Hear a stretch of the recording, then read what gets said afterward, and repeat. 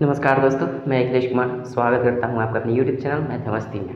दोस्तों, जैसा कि आप लोग जानते हैं, मैंने पिछले वीडियो में आप लोगों से घन घनाभ पर बात किया था और आज की इस वीडियो में भी हम घन घनाभ से ही संबंधित बात करेंगे। लेकिन पिछले वीडियो में हमने आपको उसके संबंधित सूत्र बताए थे, उससे कुछ अनुप्रयोग भी किए थे, 2-4 उदाहरण लेकर, 1 या 2 उदाहरण लेकर किए थे। आज हम थोड़ा और प्रैक्टिस करने के लिए 2-4 उदाहरण लेंगे, 2-4 अलग-अलग टाइप के क्वेश्चन को लेकर देखेंगे। तो आप ध्यान से देखिएगा और बेटर समझ के लिए आप इसे ज़रूर देखिएगा। साथ ही साथ आपसे कहूँगा कि इसके पहले मैंने ज्यामिति क्षेत्रमिति से मेंसुरेशन चैप्टर का 2 वीडियो मैंने अपलोड कर दिया है, जो कि शुरू से एकदम बिल्कुल था। ठीक है, मैं आशा करता हूँ कि आपने देखा होगा। देखे हैं तो आपको समझ में आ रही होगी बातें। तो वहाँ तक मैंने सॉल्यूशन केवल फार्मूला आपको बताया था। आज हम देखेंगे उस फार्मूले का उपयोग कैसे करेंगे। आज हम 2-4 या 5-6 ऐसा क्वेश्चन हम सॉल्व करेंगे जो कि आपको पता चलेगा कि नहीं किस टाइप से क्वेश्चन बनते हैं घन और घनाभ से। 3D में अगर देखा जाए तो अभी तक हमने 2 ही शेप की बात की है, घन और घनाभ, और इसी 2 शेप में हम घन और घनाभ से संबंधित रिलेटेड कैसे क्वेश्चन पूछे जाते हैं इस पर हम बात करेंगे। तो चलिए हम डायरेक्ट क्वेश्चन पर ही अटैक करेंगे, उसके बाद फिर आगे बढ़ेंगे। अभी घन और घनाभ में 2-4 और सूत्र हैं जो मैंने लिखवाया नहीं है, आपको बताया भी नहीं है, और उसको हम इस प्रैक्टिस कराने के बाद हो सकता है तो इस वीडियो में नहीं तो नेक्स्ट वीडियो में आपको बताएंगे कि और किस टाइप के क्वेश्चन घन और घनाभ से संबंधित क्वेश्चन आपसे पूछे जा सकते हैं। तो उस पर हम चर्चा करेंगे। तो सबसे पहले हम आपको क्वेश्चन सॉल्व करा देते हैं, 2-4 क्वेश्चन, ताकि आपको प्रैक्टिस हो जाए किस टाइप के क्वेश्चन आते हैं, उसको सॉल्व कैसे किया जाता है। ठीक है, कहीं जितना मैंने बताया उसमें से कहीं फार्मूला की कमी तो नहीं रह गई कि मैंने फार्मूला बताया ही नहीं और उस टाइप का क्वेश्चन आ गया। ठीक है, तो चलिए हम देख लेते हैं, क्वेश्चन पर हम बात कर लेते हैं। 2-4 क्वेश्चन हैं उस पर हम बात करेंगे। ठीक है, और आप भी प्रयास कीजिएगा कि आपसे बन पाता है या नहीं। जितना मैंने बताया आप उसका प्रयोग कर इस सवाल को बना पाते हैं नहीं, फिर भी मैं सोल्यूशन तो करूँगा ही, लेकिन आप अपने से ज़रूर करके देखिएगा। सबसे पहले हम क्वेश्चन 1 ले लेते हैं। क्वेश्चन आपको स्क्रीन पर दिख रहा होगा, मुझे बोर्ड पर नहीं दिख रहा है, तो मैंने यहाँ पे क्वेश्चन रख लिया है और यहाँ से हम क्वेश्चन पढ़ेंगे। ठीक है, क्वेश्चन कह रहा है कि एक घनाभ का आयतन एक घन के आयतन के 2 गुना है। यदि घनाभ की विमाएँ 9, 8, 6 क्रमशः में होगा, सेंटीमीटर है, तो घन का संपूर्ण पृष्ठीय क्षेत्रफल क्या हो जाएगा, ये बता देना है। क्वेश्चन यही कहता है कि एक घनाभ का आयतन जो है ना, वो घन के आयतन का 2 गुना है। एक घनाभ का जो आयतन है, अगर हम लिखें जिस तरह क्वेश्चन कर रहा है, आप क्वेश्चन शायद देख रहे होंगे, तो क्वेश्चन का सोल्यूशन हम यहाँ पे कर देते हैं। क्वेश्चन में आपका स्पष्ट दिया है कि घनाभ का जो आयतन होगा ना, घनाभ का आयतन वो होगा घन के आयतन का 2 गुना, यानी अगर 2 गुना घन का आयतन होगा तब ये घनाभ का आयतन बराबर होगा, यानी घन का आयतन। ठीक है, ये क्वेश्चन दिया गया है। और साथ ही साथ बोला गया है कि अगर घनाभ का जो विमा है वो 9, 8 और 6 सेंटीमीटर हो, तो घन का हमें बता देना है संपूर्ण पृष्ठीय क्षेत्रफल क्या होगा। तो सबसे पहले यहाँ से हम तो ये कर लें कि घनाभ का आयतन बराबर क्या होता है, लंबाई गुने चौड़ाई गुने ऊंचाई होता है। ये तो होता है, तो हम क्या करेंगे, लंबाई गुने चौड़ाई गुने ऊंचाई दे दिया गया है मान क्वेश्चन में, जैसा आप शो हो रहा होगा। तो लंबाई दिया गया है 9 सेंटीमीटर और चौड़ाई कितना दिया गया है, चौड़ाई आपका 8 सेंटीमीटर और ऊंचाई कितना दिया गया है, 6 सेंटीमीटर। तो हम इसको 6 सेंटीमीटर लिख देंगे। इधर तो हमारा हो गया, चूँकि घनाभ का आयतन बराबर ही होता है आपका लंबाई गुने चौड़ाई गुने ऊंचाई। हम इस स्टेप को नहीं लिख रहे हैं, फार्मूला को नहीं लिख रहे हैं, डायरेक्ट हमने पुट कर दिया है मान को। ठीक है, अब इसके बाद हम क्या करेंगे, 2 अब गुना हम कर देते हैं घन का आयतन, तो घन का आयतन हम कर देते हैं। वैसे लिखने की ज़रूरत नहीं थी, बिल्कुल शॉर्ट में आप कर सकते थे, लेकिन हम आपको विस्तार से बता रहे थे कि आप प्रोसेस जान जाएं, उसके बाद शॉर्टकट आप कर सकते हैं, इसमें कोई दिक्कत नहीं है। आप स्टेप काटना स्वयं से सीख जाएंगे। उसके बाद अगर हम इसको इधर ला दें, ये 2 इधर गुना में है, तो इधर आएगा तो क्या करेगा, भाग करेगा, यानी 9 गुना 8 गुना 6, अब बटा हम 2 कर सकते हैं, इसमें कोई डाउट नहीं है। यहाँ घन का आयतन हो जाएगा, घन का आयतन। ठीक है, अब ये हम काट देंगे 2 से, तो 2 चौके 8 हो जाएगा। ओवरऑल आ कितना रहा है, 9 गुना 4 गुने 6 बराबर घन का आयतन आ रहा है, घन का आयतन। ठीक है, घन का आयतन हो रहा है। तो यहाँ से जब घन का आयतन इतना हो गया, तो जाहिर सी बात है घन का एक भुजा निकाल सकते हैं। एक भुजा निकालेंगे तभी तो हम घन का संपूर्ण पृष्ठीय क्षेत्रफल निकाल पाएंगे। तो एक भुजा अगर निकालें तो घन का आयतन बराबर इतना है, तो एक भुजा बराबर कितना होता है, इसी का हम घनमूल निकाल देते हैं। आयतन का अगर घनमूल हम निकाल दें तो ये घन का हमारा क्या हो जाएगा, एक भुजा निकल जाएगा। तो यहाँ से अगर हम क्या करेंगे 9 गुना 4 गुना 6, इस पर हम घनमूल इन सब का निकाल दें इस तरह से करके, तो इधर हमारा क्या हो जाएगा, अब घन का आयतन नहीं, अब हम इसको लिख सकते हैं घन का एक भुजा, घन का एक भुजा, एक भुजा। ठीक है, तो हमने क्या निकाला, घन का एक भुजा बराबर, इधर हम घनमूल निकाल देंगे सबका। तो इसको हम कैसे निकालेंगे, सबको गुना नहीं करना है, गुना कीजिएगा लंबा हो जाएगा, फिर गुणनखंड कीजिएगा तो दिक्कत हो जाएगी। तो हम सिंपल क्या कर देते हैं, 9 को कैसे लिख सकते हैं, 3 गुने 3 लिख सकते हैं। 4 को कैसे लिख सकते हैं, 2 गुना 2 लिख सकते हैं, कोई दिक्कत नहीं है। फिर यहाँ पे 6 को कैसे लिख सकते हैं, 2 गुना 3 लिख सकते हैं, कोई दिक्कत नहीं है। इतना तो लिख सकते हैं, बराबर ये घन की एक भुजा। तो ये आप मान लीजिए कुछ x मान लीजिए, चाहे फिर जो भी मानना है मान सकते हैं। तो एक भुजा हम लिख रहे थे, एक भुजा लिखने देते हैं, रहने देते हैं, एक ही भुजा रहने देते हैं क्या। अब यहाँ से हमारा निकल जाएगा 3, कितना है 1 2 3, 3 बार आया है, और यहाँ भी 3 है। तो ये घनमूल का चिन्ह होता है, तो इसमें जोड़ा नहीं देखा जाता है, जोड़ा 2 का होता है। जब यहाँ पे 3 आ जाएगा तो हमें इसमें ढूंढेंगे, 3 के बदले में 1 लिखेंगे, तो 3 के बदले में 1 3 बाहर निकल जाएगा, ये हो जाएगा।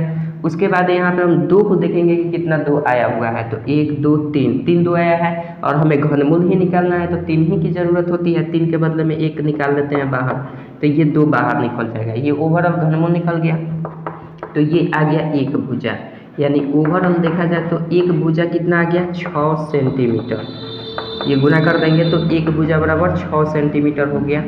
अब हमारा पूछ क्या रहा था, अब पूछ क्या रहा था, हम क्वेश्चन को इधर कर लेते हैं, उधर सॉल्व कर देते हैं। ठीक है, अब पूछ रहा था हमारा कि घन का संपूर्ण पृष्ठीय क्षेत्रफल क्या होगा।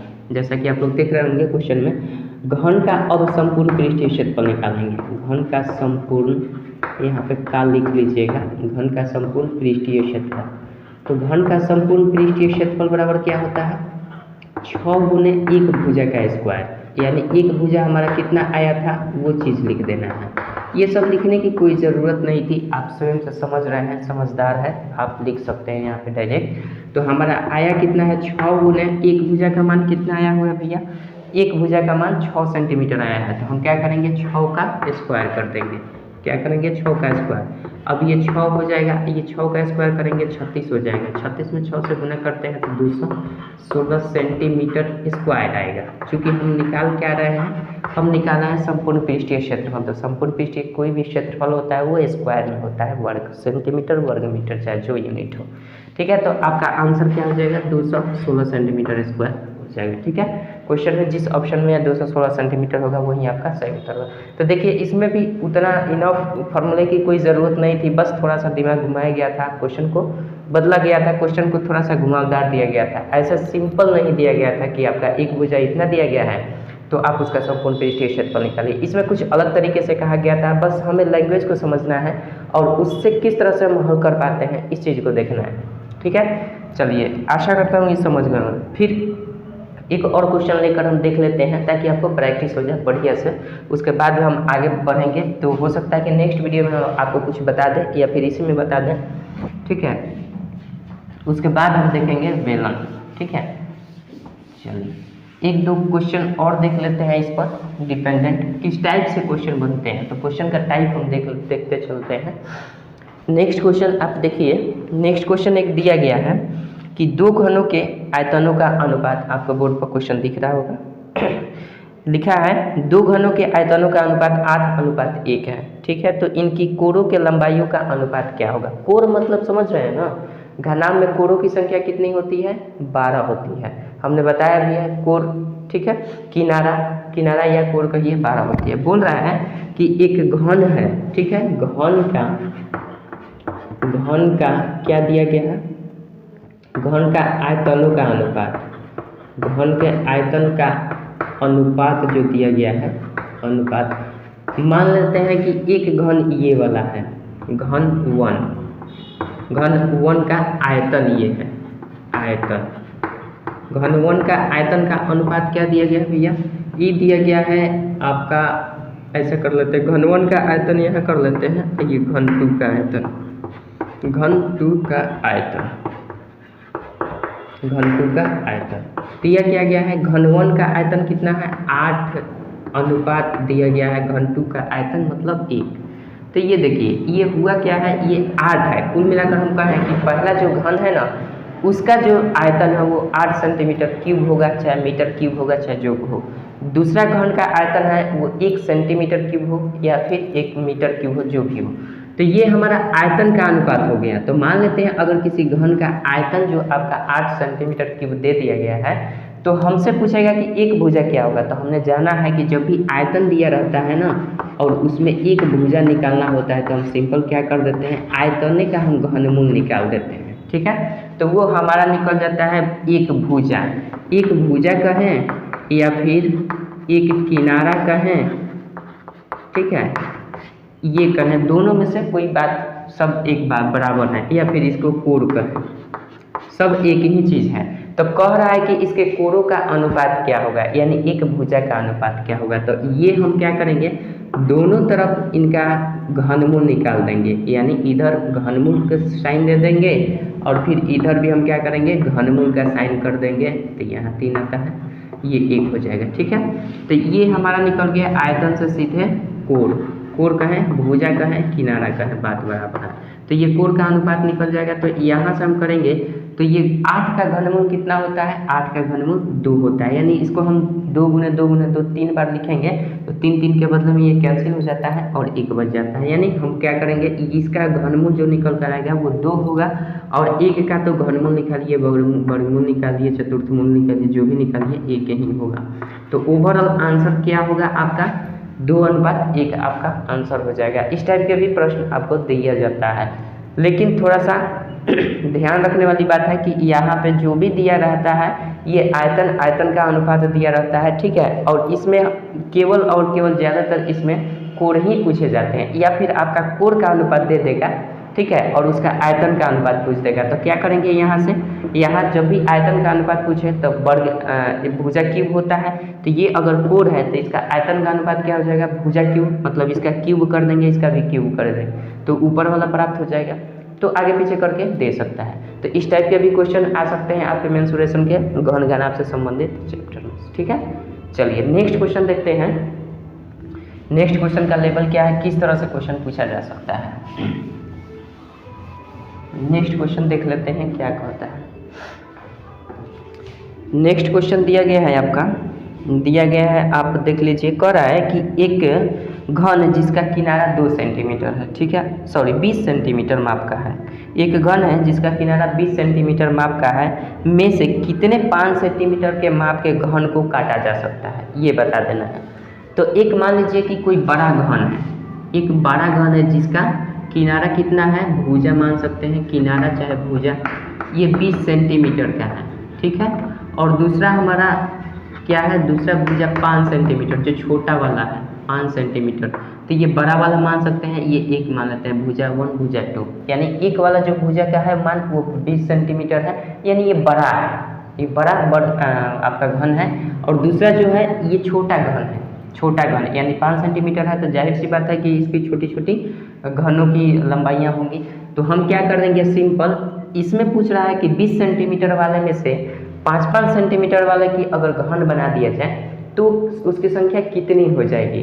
तो सिंपल इसमें कुछ नहीं करना है, ऊपर वाले का आयतन निकाल देना है और नीचे वाले के आयतन से हम निकाल कर भाग कर देना है। तो इसमें इस टाइप के क्वेश्चन में ऐसा ही किया जाता है। तो सिंपल हम क्या कर देंगे, यहाँ पे ऊपर वाले का आयतन निकालेंगे। तो चूंकि घन है तो आयतन निकालते हैं, तो क्या करेंगे, घन के आयतन बराबर भुजा क्यूब होता है, यानी उसी भुजा को 3 बार गुना किया जाएगा।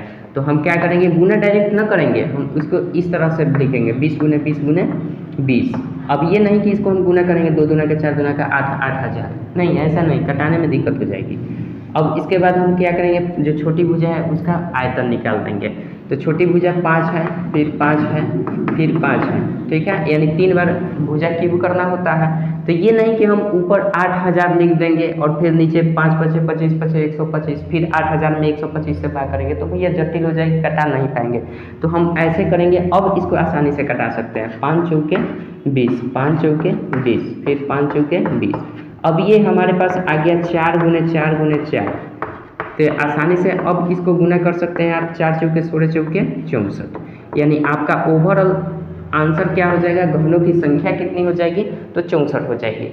कोई दिक्कत नहीं है। तो इस टाइप के भी क्वेश्चन आपको पूछे जा सकते हैं घन ग्राम से रिलेटेड, ठीक है।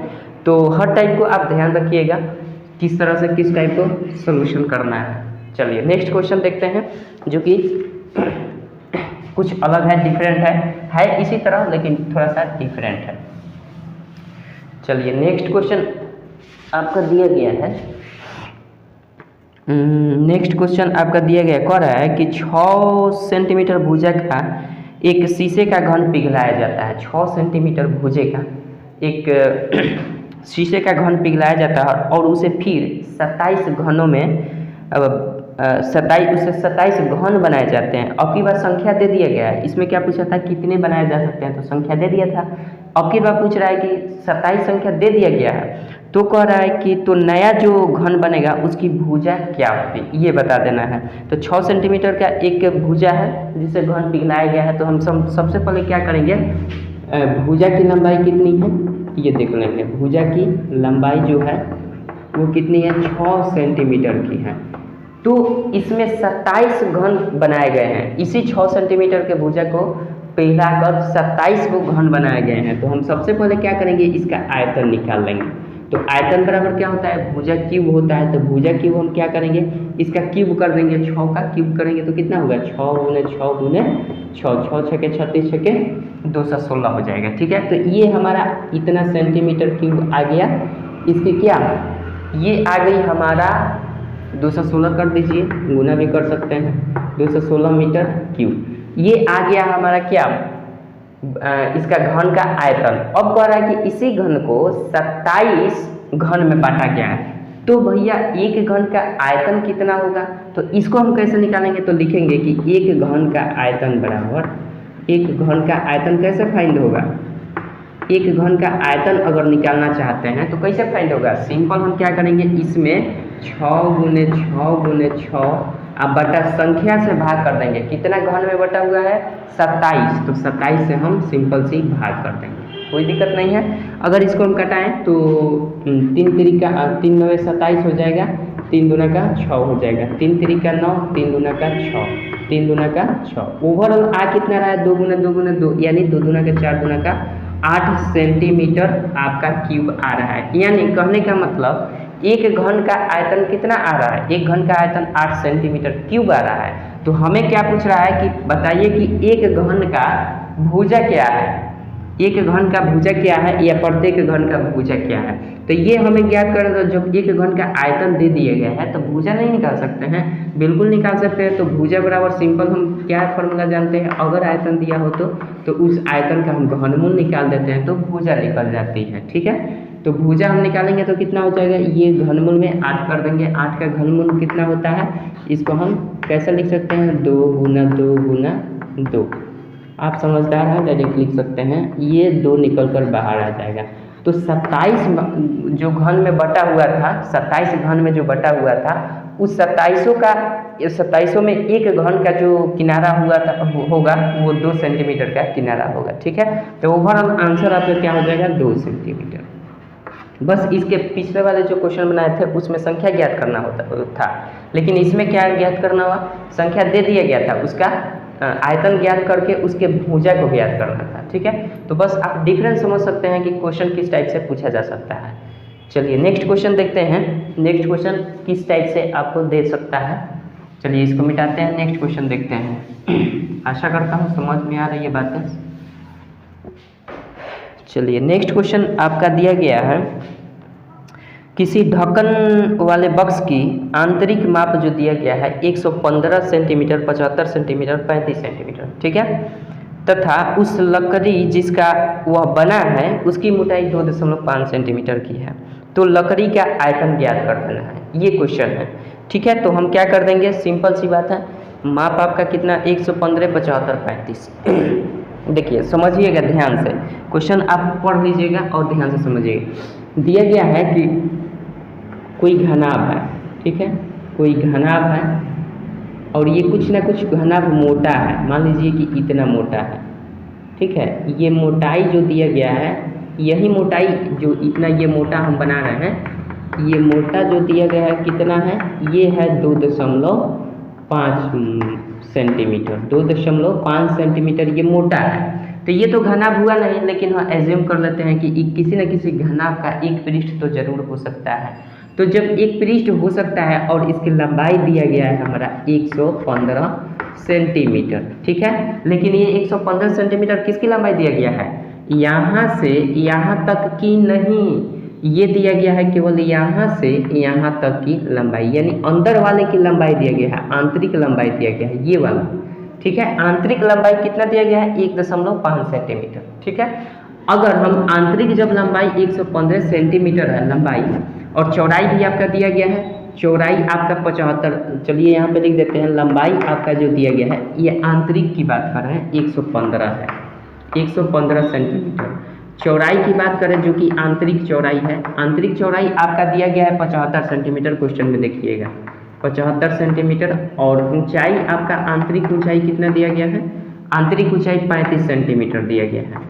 अब एक बात बताइए हमको कि इसी लकड़ी का जो ये है, जितना भी आयतन घेरा हुआ है, ये लकड़ी जितना मोटा है 2.5 सेंटीमीटर जो मोटा है, ये पूरे लकड़ी और ये बंद लकड़ी है, बंद बक्सा है, तो भैया पूरा संपूर्ण उसका आयतन हो जाएगा। तो लकड़ी का आयतन ज्ञात करना है, न कि इसके अंदर कितनी कैपेसिटी है रखने की किसी भी चीज़ को, उसकी हमें आयतन नहीं ज्ञात करना है, हमें ज्ञात करना है कि लकड़ी कितना जगह छेकी है, पूरा जब घेरा हुआ है तो, ठीक है, इसकी हमें निकालनी है आयतन। तो हम क्या करेंगे कि आंतरिक जो लंबाई है ना, आंतरिक लंबाई 115 है, ये कोई दिक्कत नहीं है। तो हम पहले आंतरिक क्षेत्रफल निकाल लेंगे, सॉरी आंतरिक आयतन निकाल लेंगे, आंतरिक आयतन हम पहले निकाल देते हैं। तो आंतरिक आयतन कैसा निकलेगा, चूंकि घनाभाकार है तो हमने केवल एक पृष्ठ को लिया है, ये मत कहिए कि ये घनाभ है, नहीं, एक पृष्ठ को हमने आपको समझाने के लिए बताया है। तो घनाभ का आंतरिक आयतन क्या हो जाएगा, लंबाई गुने चौड़ाई गुने ऊंचाई। लंबाई कितना है 115 सेंटीमीटर, आंतरिक आयतन ज्ञात करते हैं 115 गुना कर देंगे 75, ठीक है, और उसके बाद गुना कर देंगे 35। ये गुणनफल जितना आएगा, ठीक है, इसको हम घटा लेंगे किस में, इसके बाहरी आयतन से। तो बाहरी आयतन क्या हो जाएगा, तो देखिए यहाँ पे आंतरिक लंबाई इसके अंदर की थी, लेकिन इसकी वास्तव में जो मोटाई थी 2.5 की, तो यहाँ भी 2.5 हो जाएगा और यहाँ भी 2.5 होगा। तो बाहरी इसकी दूरी क्या हो जाएगी, लंबाई 2.5 यहाँ से, 2.5 यहाँ से, यानी अढ़ाई 5 सेंटीमीटर इसकी बढ़ जाएगी। और लंबाई कितनी बढ़ेगी, 5 सेंटीमीटर। तो ये हमारा आंतरिक माप था। अब हम इसको बाहरी माप अगर देखा जाए तो बाहरी माप क्या हो जाएगा, बाहरी माप क्या हो जाएगा, लंबाई के लिए बाहरी माप आपका लंबा कितना हो जाएगा 115, तो आंतरिक था, लेकिन उसमें हमें 2.5 सेंटीमीटर बाएं से 2.5 सेंटीमीटर दाएं से, तो टोटल कितना जोड़ना पड़ेगा 5 सेंटीमीटर। तो 5 सेंटीमीटर इधर जोड़ देंगे तो 115 5 120 सेंटीमीटर आपका बाहरी माप हो जाएगा केवल लंबाई का। उसी तरह से हम क्या करेंगे कि हमारा चौड़ाई जो दिया गया है, तो चौड़ाई को हम कैसे रखेंगे, चौड़ाई भी हमारा दिया गया है 75 सेंटीमीटर। तो सिंपल 75 में 5 जोड़ेंगे, क्यों 5 जोड़ेंगे, तो आपको मैंने बता दिया। चौड़ाई अगर देखा जाए तो यहाँ से 2.5 सेंटीमीटर का चौड़ा, यहाँ से 2.5 सेंटीमीटर का चौड़ा, तो कुल आंतरिक चौड़ाई कितनी हो जाएगी, जितनी पहले से थी उसमें तो 5 बढ़ जाएगा, फिर बढ़ेगा ना, तो ये हो जाएगा 80 सेंटीमीटर, कोई दिक्कत नहीं है। देखिए उसके बाद ऊंचाई भी इसी तरह से गणना होगा, ऊंचाई में भी कितना हो जाएगा, दोनों तरफ से ऊंचाई होगा, तो ऊंचाई में भी आपका 35 है, तो इसमें 35 5 जोड़ देंगे, 35 5 40 सेंटीमीटर की इसकी आंतरिक हो गई माप। अब जब आंतरिक माप हो गई तो हम निकाल सकते हैं आंतरिक, सॉरी बाहरी है माप, तो बाहरी आयतन निकाल सकते हैं। बाहरी आयतन कैसे निकालेंगे, चूंकि घनाभ है, लंबाई गुने चौड़ाई गुने ऊंचाई कर देंगे, तो सिंपल ये 120 गुना 80 कर देंगे गुना 40 कर देंगे, तो ये हमारा क्या निकल कर आएगा, ये आयतन निकला। बस इसी के आयतन में से, चूंकि बाहरी है तो बाहर वाले से अंदर वाले की आयतन को घटा देंगे, तो उसके बीच बीच में जो लकड़ी बचा है ना, कितना जगह छका है, ये चीज़ हमें प्राप्त हो जाएगा, ठीक है। तो ये हमारा सेंटीमीटर क्यूब में आयतन हो जाएगा।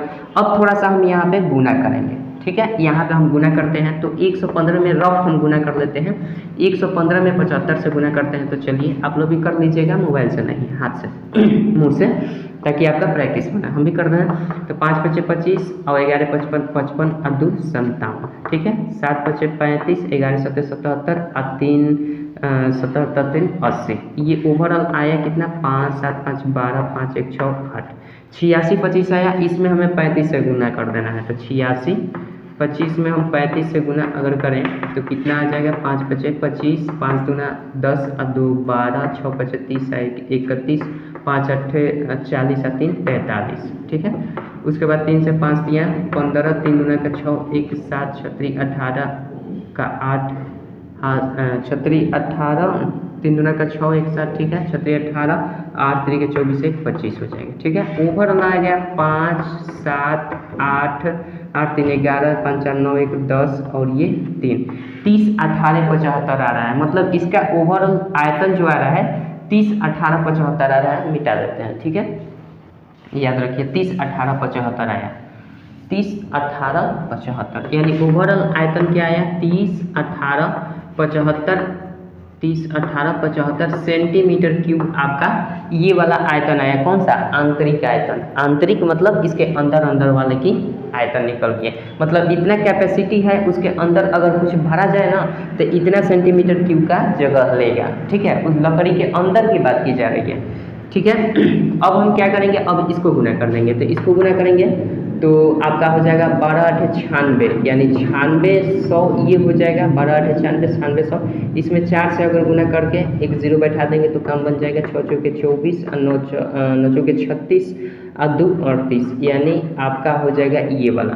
तो ये तो बाहरी है तो ये जाहिर सी बात है अधिक होगा, ये कम होगा। तो इसमें से हम इसको घटा देंगे, सिंपल आपका लकड़ी का आयतन ज्ञात हो जाएगा। तो इसमें 30 18 75 घटा दीजिए, 30 18 75 घटा देंगे तो ये हो जाएगा 5 और ये हो जाएगा 9 में से 7 जाएगा 2, यहाँ पे 9 में से 8 जाएगा तो 1 हो जाएगा, 3 में से 1 जाएगा तो 2 हो जाएगा और ये हो जाएगा आपका 4, 3 में से 1 गया 2, ये हो जाएगा 8, ये खत्म हो जाएगा। यानी 82 125 हमारा आ कितना रहा है। तो ओवरऑल हम कर सकते हैं इसको, हमारा कितना आया था, 384 पर 3 0 आया था।